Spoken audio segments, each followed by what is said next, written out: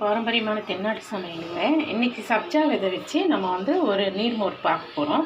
இது வந்து உடம்புக்கு வந்து அவ்வளோ நல்லதுங்க. குளிர்ச்சி, உஷ்ணத்தை குறைக்கக்கூடியது, நரம்பு, கை கால் வலி எல்லாத்துக்கும் நல்லதுங்க இந்த சப்ஜா விதை. ரெண்டாவது வந்து வாய்ப்புண்ணு, வயிற்று புண்ணு இதுக்கெல்லாம் நல்லது. ஓகேங்களா? இந்த சப்ஜா விதை நம்ம வந்து இப்போ 2 ஸ்பூன் நான் ஊற வச்சுருக்கேங்க.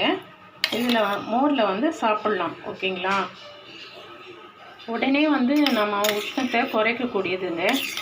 வயிற்று வலி, இந்த வயிற்று வலியெல்லாம் வைப்பாங்க அவங்களுக்குலாம் இந்த மாதிரி மோரில் இந்த மாதிரி சப்ஜா விதை போட்டு நீங்கள் கொடுங்க, ரொம்ப நல்லது. நான் 2 ஸ்பூன் போட்டிருக்கேன். அடுத்தது வந்து கொஞ்சம் சால்ட்டு போட்டுருங்க. பாருங்கள், வெறும் இது வெறும் போட்டுக்கலாம். ஓகேங்களா?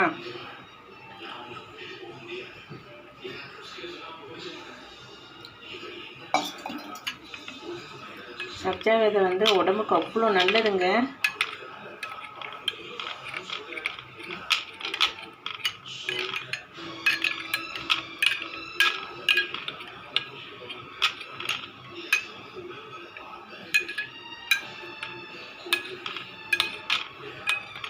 இது ஒரு 15 மினிட்ஸ் ஊற போடுங்க. சப்ஜா விதை நல்லா ஊறி இருக்கும்.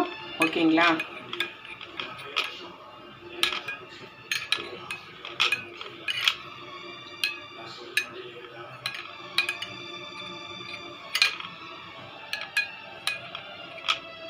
எப்படி இருக்கு பார்ப்போங்களா?